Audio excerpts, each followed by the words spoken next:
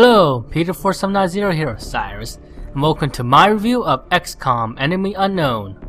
When I bought Xcom Enemy Unknown on Steam, I wasn't really sure what to expect. I personally never really heard of the Xcom series before, with me being mostly a console game for most of my gaming life, and really got interested in this game since someone mentioned it at the Valkyria Chronicles gamefaqs boards. But I decided to pre-order this game since I heard it was a reimagining of the first Xcom game, so that would mean I wouldn't need to play the other games in the series. That and the footage I saw made the game look pretty fun.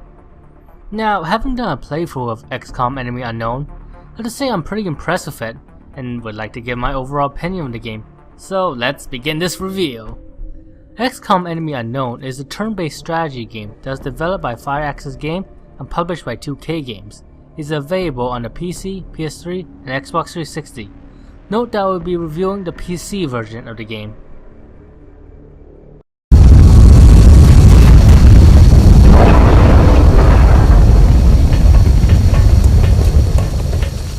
Graphically, Xcom Enemy Unknown looks good. The character models, different type of armor you can develop further into the game, different weapons, etc.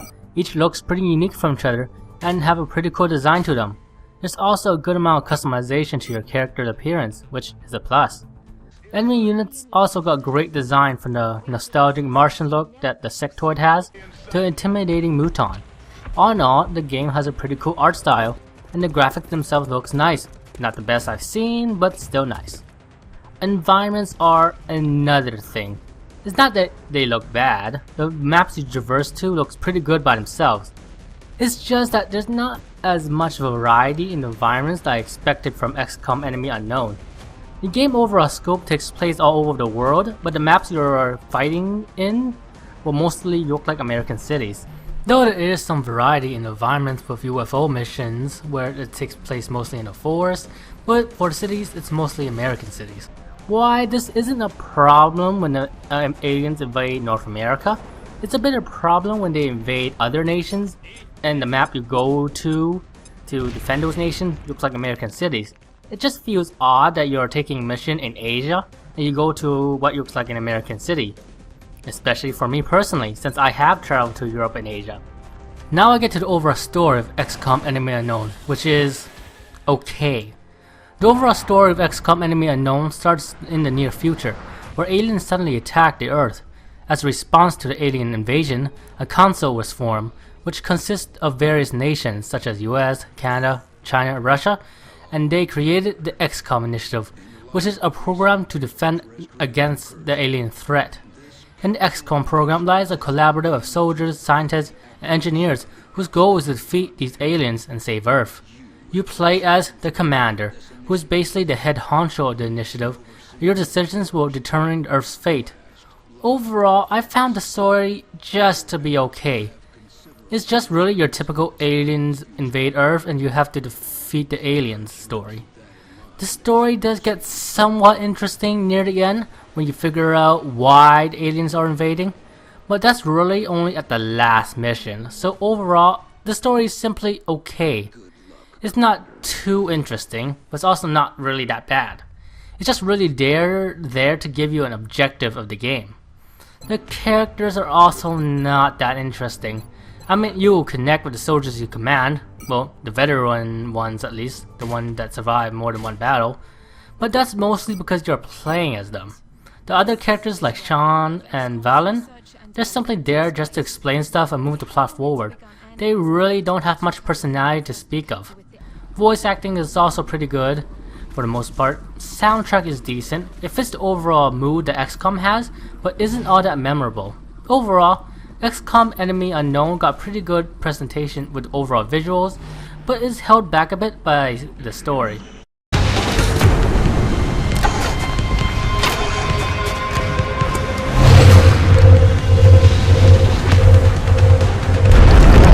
Now, the gameplay of Xcom Enemy Unknown really impressed me when I was first playing through it. The main gameplay mechanics is basically split into the battle system itself and micromanaging of the base system. I'll first explain the base system. The base is basically where you're deciding where to spend the resources you get from missions and from the council in order to advance your equipment, hire more men, build facilities that will help you in the long run, such as getting satellite uplinks to be able to launch more satellites, which will be able to earn you more income as you launch these satellites into nations that don't have satellites, and etc. It'll also be the area where you're deciding what kind of missions you're going to take. Do note that resource management is very important, since you don't have enough resources to get everything from the get-go. As more time goes by, the more aliens will attack, which might mean trouble for you as panic level rises across various nations as they attack.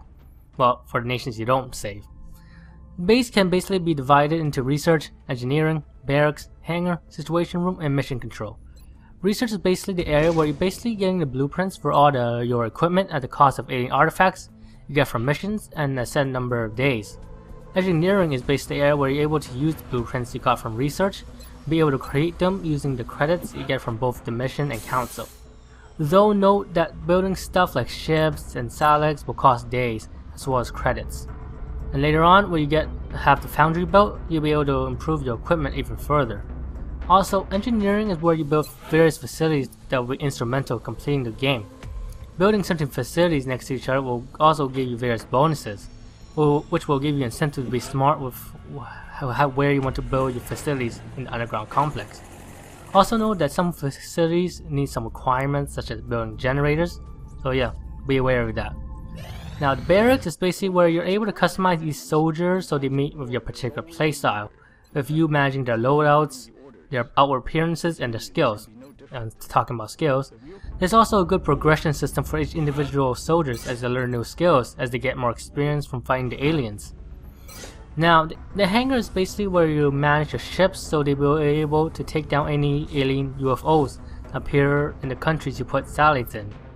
Situation room is where you be able to monitor the panic level of the various nations that the council consists of. Note that if any country panic level reaches level 5 at the end of the month, the country will withdraw from the Xcom initiative, and you will lose any benefits that the country gives to you. Like me, I lost the support of Nigeria for my first playthrough. Though do note if you lose too many countries, like I think around 8, then you'll get game over. So yeah. You'll also be able to launch satellites in the situation room, which will give various bonuses, such as that country giving you a stipend at the start of every month, or giving you a heads up of UFO sightings that will give you a chance to avoid abduction missions, which, between abduction missions and shooting down UFO missions, shooting down UFO missions are better, as abduction missions usually result in other countries getting more panic level, but I explain that later on. Anyway, mission control basically is the area where you wait till something happens. Whether that be someone in research finishing a project that will give you the ability to wield and create plasma guns, someone in engineering finishing building the latest ship, or a mission to stop the aliens. And there is strategy in determining what mission takes priority, since each mission has different risks and rewards, like for example, abduction missions, like I said before. There are missions where, these are missions where 3 countries ask for help against the aliens when they're attacking, but you're only able to rescue 1.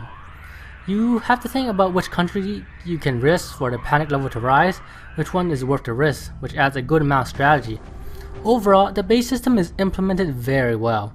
There's a nice feeling of progression with researching and building new equipment, but also retains that feeling of urgency which will keep you engaged when you're micromanaging resources and time through the base system and choosing which country to help from the alien invasion. And there's a great feeling of accomplishment when you see the weapon and armor you're researching is paying off in battle, and when you see that your management of the nation panic level is going well. Now I go to the battle system of Xcom Enemy Unknown. The battle system revolves around grid-based, turn-based combat system where you control 4 soldiers, you can control 6 later on when you get to officer school, in battle, and move them across the field to basically destroy all aliens on the field. The turn system is basically phase-based, where you're able to move all your units on your turn, and the enemy will be able to move all their units on their turn. Also note that Xcom Enemy Unknown uses a fog of war mechanic, which means you won't see the enemy until your allies move further into the map. So be wary of that. In battle, you'll be moving from cover to cover in order to avoid getting shot by aliens, and at the same time trying to flank them so you'll be able to shoot at them. Note that the shield icon for cover, since these indicate how much defense you get. The defense stat is basically a dodge indicator, since there's not really anything that would reduce the damage you get from the aliens. A full shield icon will provide you with more defense, while a half shield will provide you with lesser defense, but still better than no cover at all. And lesser shield cover normally means they can be blown up by plasma fire or explosives, so be very careful. Now pay attention to the color of the shield icon, since if it's yellow, that means you'll be flanked and your opponent will be able to attack you, which can result in your unit being killed, since it really takes only 1, 2, or 3 shots to kill your units. Also note that there is explodable terrain you can take advantage of, and height differences to give you an edge in battle. So there is great emphasis in positioning for Xcom Enemy Unknown in terms of trying to flank your opponent and getting cover so you don't get killed by the aliens. Oh yeah, there's also a good amount of strategy in determining if you want to use standard firearms or explosives. Since explosives, while effective, can blow up some of the enemy artifacts, which you can use for research, so yeah, be wary of that. But it also adds a good amount of strategy to it, which I like. Now I get to the action system that Xcom Enemy Unknown uses for controlling individual units, since it's kinda different. Basically, your units have basically 2 actions they can do at a time. They can either move, which will cost 1 unit, or attack, which basically ends the turn of the unit you're controlling. Also note there are some weapons that can only be used if you don't move, like the rocket launcher or sniper rifle. You can also use skills, but there's also reloading, which basically costs 1 action. Well, basically it's basically like attacking. But note that you do have to reload sometimes, as the weapons you're firing can run out of ammo. Overall, the action system that Xcom Enemy uses is pretty good, as there's a good amount of strategy to how your unit actions will determine if you're able to pull a victory or suffer defeat. Such as if you want to use the 2 action points on moving slowly, which will get you to see more of the terrain, but might you get in trouble as you have no means to get to cover to defend against the aliens. Or using it to move and attack, or using all the action points to be able to use a special skill, like rocket launchers, but be unable to move to the next turn. Overall, the battle system that Xcom Enemy Unknown uses is great. There's a good amount of strategy with both the action system and the great emphasis on positioning. And the flow of battle is pretty quick as well. The controls are also pretty good with both the mouse and keyboard and the controller, which is kinda surprising. Next, I get into the class system. There are basically 4 classes you can use in battle. The classes are Assault, Support, Heavy, and Sniper. The classes are what they appear to be, with Assault being your main attackers, Support with healing, Heavy dealing with explosive damage, and Sniper dealing long range damage. Each of the classes got their own unique skills they can learn as each soldier gains more experience in battle, which will help you considerably, such as learning lightning reflexes for the Assault class will make enemy overwatch ability miss them every time. There are also unique enemy classes which will get you to figure out different strategies against them, such as the Berserker class. Overall, the gameplay is great, though there is a few problems with it. Firstly is the camera. There are a few camera issues when you play through the game, most notably when you're in the alien UFO. Mostly because when you change to a different character, the camera resets itself to the ceiling. That can get annoying very fast. Another thing is panic in battle. Now when your units get damaged to a certain degree, or see an ally die, or in critical condition, they will automatically do random actions by themselves, just going to new cover or hunker down. And the next turn you can't control them. That is panic. What annoyed me is that it took a bit too far, and they give ally units the ability to damage their allies when they're in panic mode. That just made me go like, what the heck? Seriously, I think they took it a bit too far. I like the concept of panic, but I think they really took it way overboard with your ally units being able to damage your other allies. Now I get to the multiplayer aspect of Xcom Enemy Unknown. It's pretty basic, as you choose what kind of units you put in your party for the game, the preparation screen, though there is a limit to what kind of units you can put in the squad due to the point system, which give you a bit of strategy with what kind of units to put, such as if you want to put an uber powerful unit in, but you have to do that at the cost of having lesser units.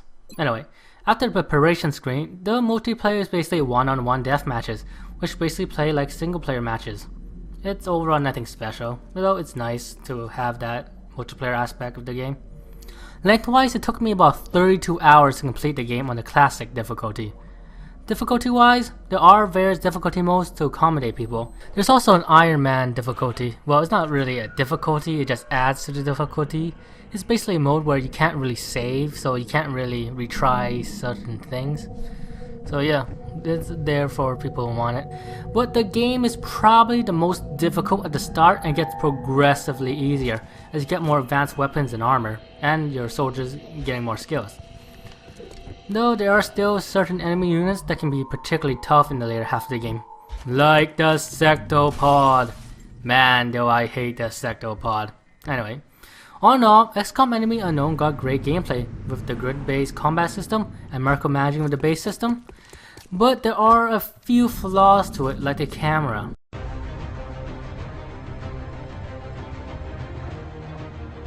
Overall, Xcom Enemy Unknown is a great game. The game got nice visuals and got great designs for the humans, aliens, various airships, armor, and weapons.